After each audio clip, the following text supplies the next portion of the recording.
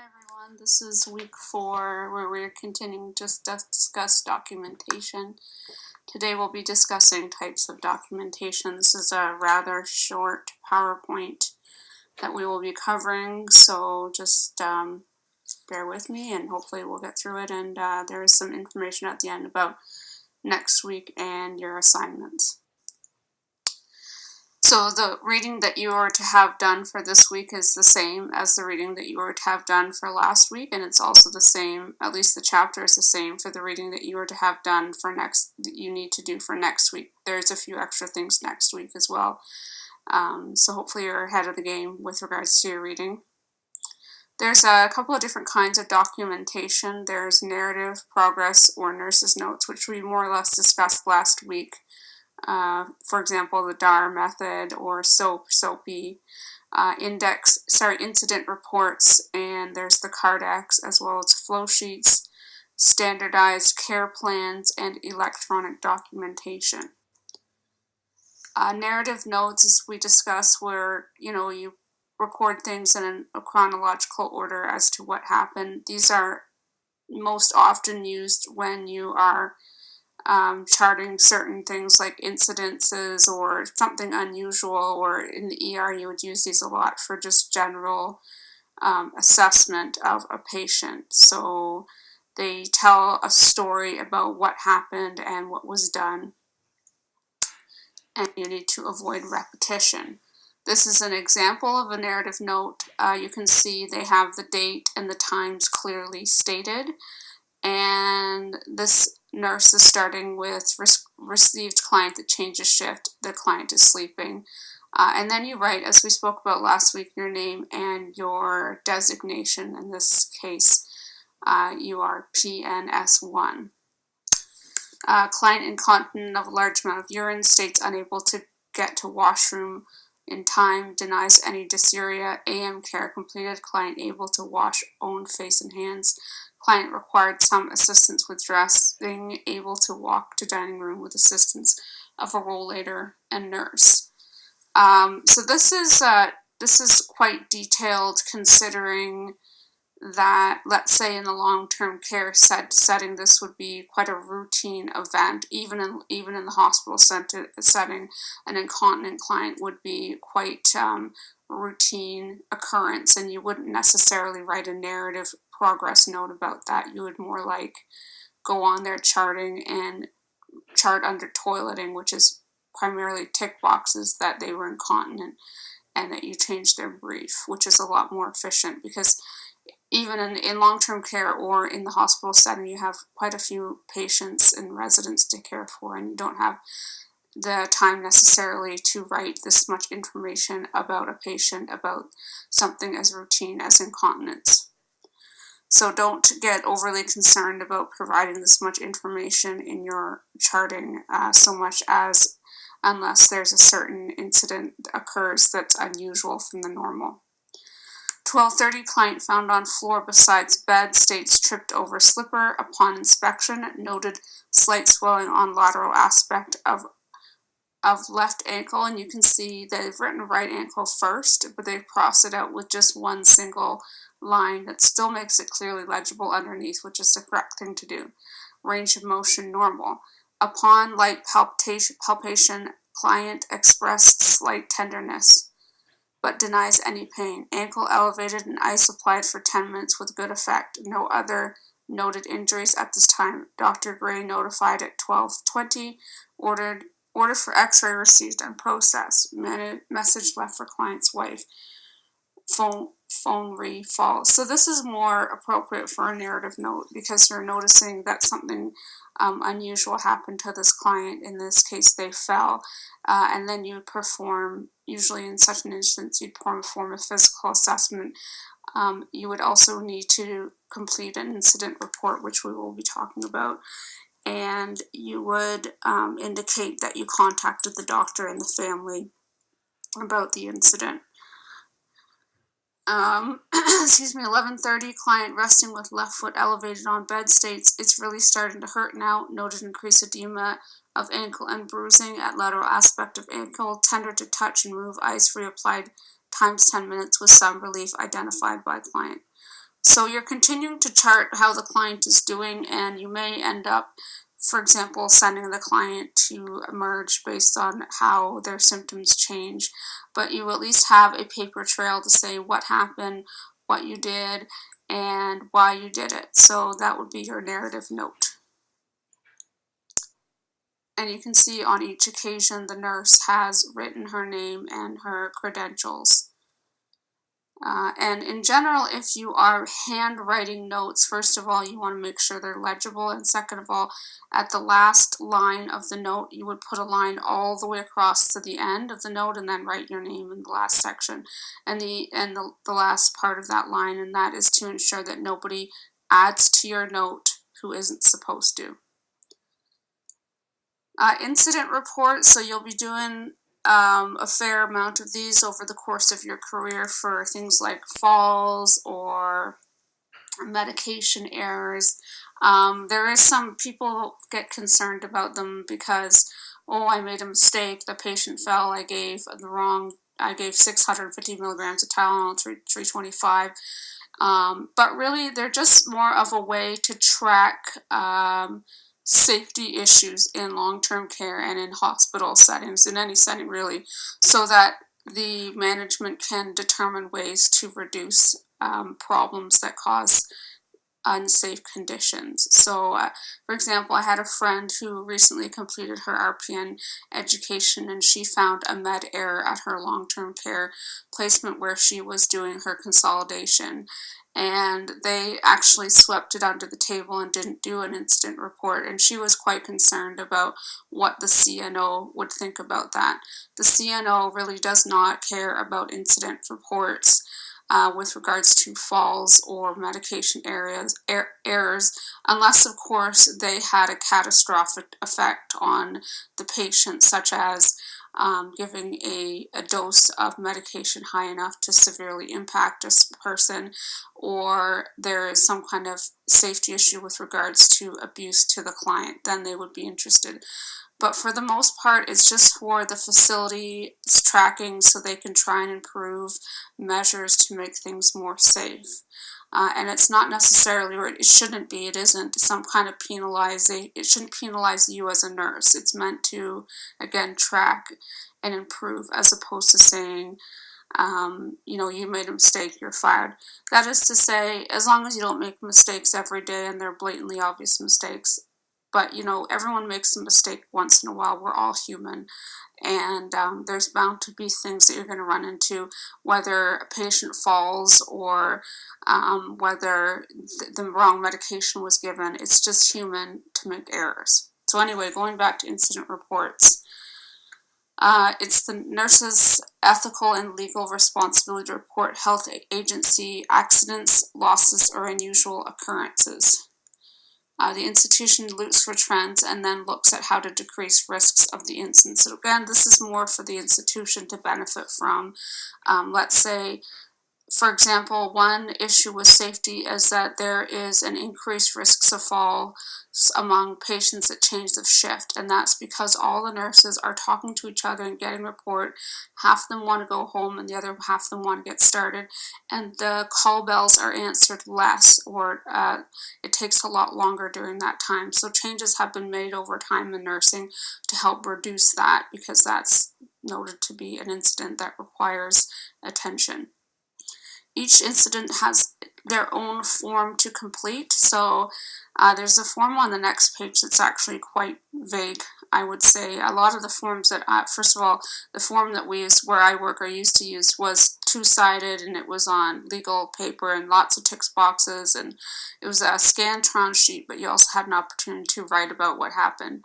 And now we use a computer charting method of keeping track of incidents, and the incident gets emailed right to the manager and the safety committee so they can review it. They're usually completed for falls, medication errors, care errors, mishaps, injuries, etc. So for the most part, we're talking about incident reports for patients and clients, but there also are incident reports for employee injury. So if you should injure yourself, in the long-term care or hospital setting or wherever you work, you want to make sure that you complete the appropriate report or form, because a lot of people think, oh, well, it's no big deal, I just hurt my back, but you never know how that's going to impact you in the long term. You might be embarrassed about hurting yourself, or maybe you had a needle stick injury or something like that, but it's better to report it and be honest, because sometimes, down the road you might have serious consequences from something as simple as lifting a client. And if you fail to report it to your employee using the incident report method, then they're going to say, well, if you come back 5 years down the road and say, that injury got progressively worse, they're going to say, well, you never reported an injury, so you're not covered for any kind of medical treatment.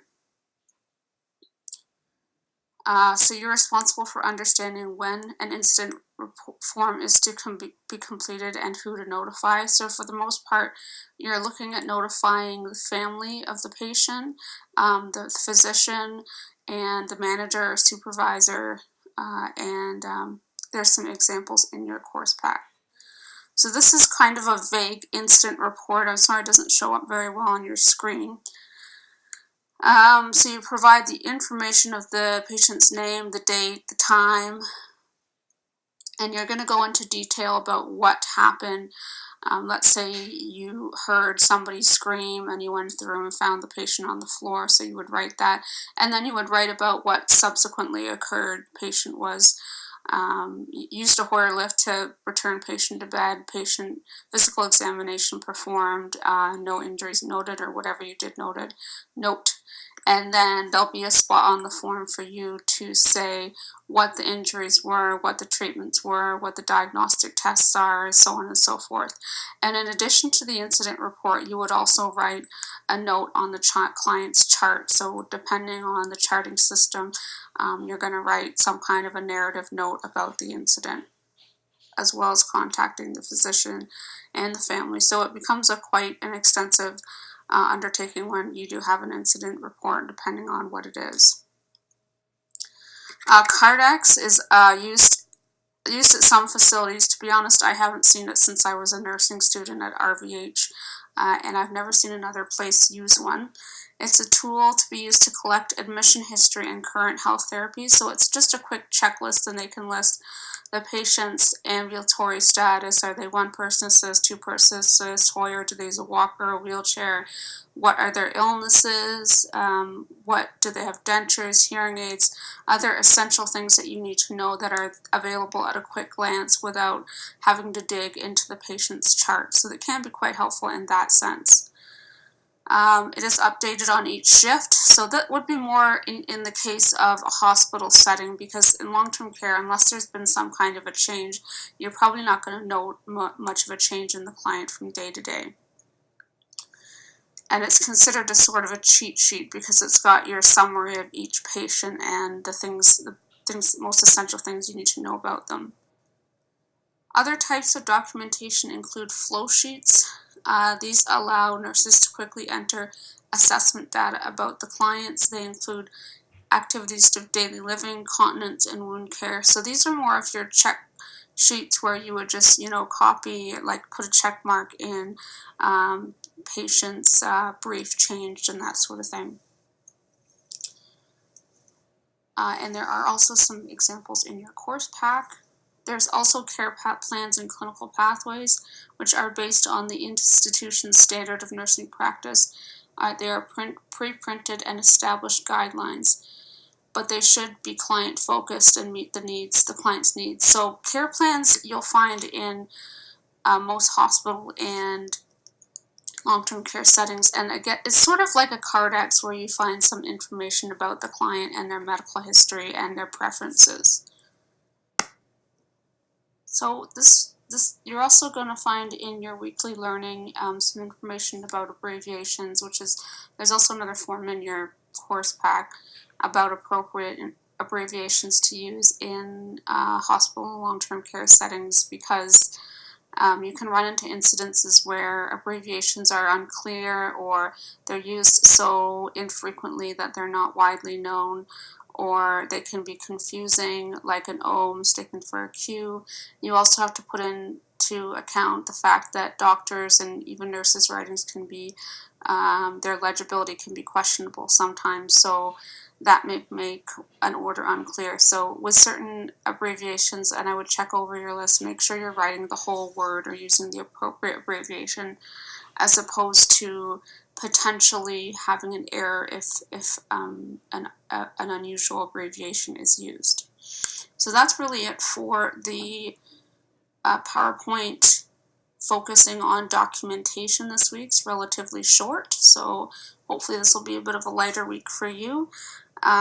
With regards to the self-assessments, for the most part, they were well done. In future, if you're saying if you have to do another self-assessment next semester, try and focus on the skills that you have learned and you haven't gained proficiency at because you're still working on it, as opposed to skills you simply haven't practiced yet. And the rationale for that is, well, first of all, if you haven't practiced it, how do you know it needs improvement? You might be fantastic at it. So really what I'm looking for and what your future teacher will be looking for is where you know that you need to improve. So if you need to improve your vital sign assessment, you need to improve your communication with older adults, you need to improve your documentation, that all makes sense. But for example, I couldn't say I need to improve my assessment of arterial lines, because although I read about arterial lines, I've never actually worked with an arterial line, so that's not necessarily an area of improvement as opposed to an area that I need to practice. So that's something to consider should you have to do this activity again next in semester 3. Also, there's still some students not using the templates. There's templates for just about every assignment in this course, including the self-assessment, the learning logs, the peer evaluation. They all have templates. So if you can use your template, it would be much appreciated. It just makes life a lot easier for me. And again, if you can complete your works on your online portfolio, and if they are something that you have typed out, if you can submit them in .doc or .docx format, as opposed to copying and paste them, or submitting a PDF, or submitting a screenshot, that would be appreciated as well. So your responsibilities for week 4 include reviewing chapter 24, which you should have read last week, reviewing the CNO standard documentation and learning module. I think everybody did that, so that's good. You're on top of the game there. Read the Institute for Safe Medication Practices document, which is on week 5 weekly learning. Week 4 weekly learning on Blackboard. Review the types of documentation PowerPoint, which you're doing right now. And also for this week, you have to complete your practice exercises in your course pack, which are on page 23 to 33, and you have to do questions 26 to 35. Take notes of areas where you are not sure of what to do. Post 3 of your answers, including your practice examples, in the class discussion board. And you should see discussion board or class discussion as one of the options on the left of your screen. So go in there and post or comment on somebody else's. You need to review your peers' posting and make a comment or suggestion for improvement as well. So there you should have your own posting and you should have a comment or a question about somebody else's. So there's 2 things that you need to do on the discussion board. And I will be keeping an eye on that as well. Also due this week, you need to have discussion board post, as I said, but done by Friday at 11:30, and your 4th learning log is due by Friday, February 3rd at 11:30 p.m. Determine your group members for your Well Elder assignment. So if you can please email me by the end of the by the end of the week. You need 4 people in your group, I believe. If I am wrong, I will update that. So pick your group members, and there's 48 students in this class, so everyone should have 4 members, and then we'll go from there, okay? And I will set you up with a Blackboard page to discuss things with your peers that are in your group. Next week, we're online again You are to again review chapter 24, which you should have read either this week or last week. Read the article, Use of Digital Health Records Raises Ethical Concerns, which is in your weekly learning for week 5. Review this document, The Circle of Care, Sharing Information for Health Care Purposes, which is also in the week 5 weekly learning on Blackboard. Complete the questions in your course pack related to electronic documentation.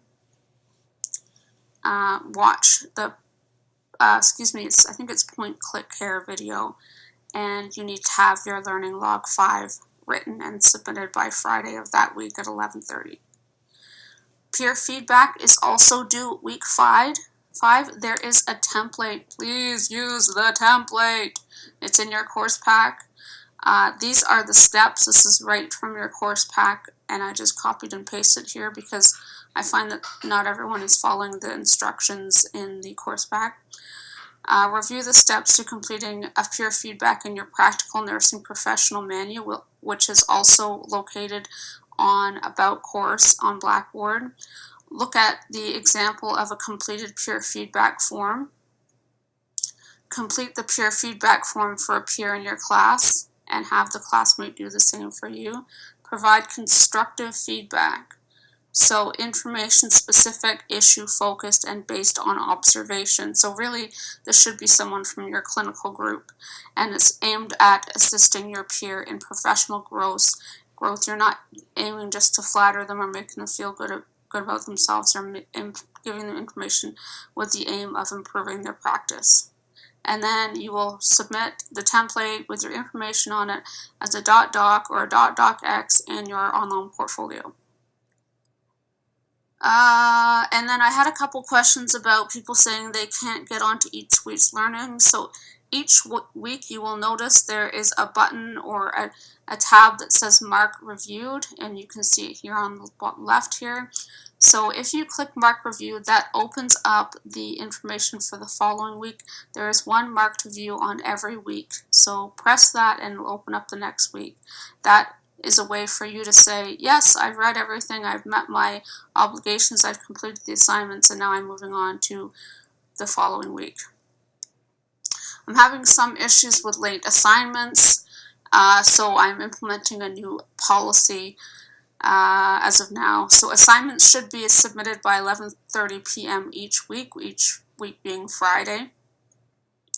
Late assignments will be read if they are submitted before the following Tuesday of each week by 11:30. So I'm giving you 4 days to submit your assignment. That's not to say you can submit it Tuesday at 11:30 now. That's to say it's going to count as late after 11:30 on Friday. But if I should get it at 11:45 on Tuesday, I'm not going to read it, because at that point, if you look at your course, I think it's your Practical Nurse Manual, it says that your assignments after, I think, 4 days are only worth 50%. And at that point, let's say we're just going to consider it a fail. So you need to have your assignments in on time. The other thing is, if your assignments are consistently late, you're going to get a collaborative success plan or a memo of concern, because this is more about practicing professionally and meeting obligations, which is a huge aspect of nursing as well as nursing school. I know some of our assignments are a bit tedious, but unfortunately you have to get them done. There's going to be a lot of things in nursing that are boring and tedious and you don't want to do, but just if you get them done a little bit ahead of time, you can get them over with and have a few days off.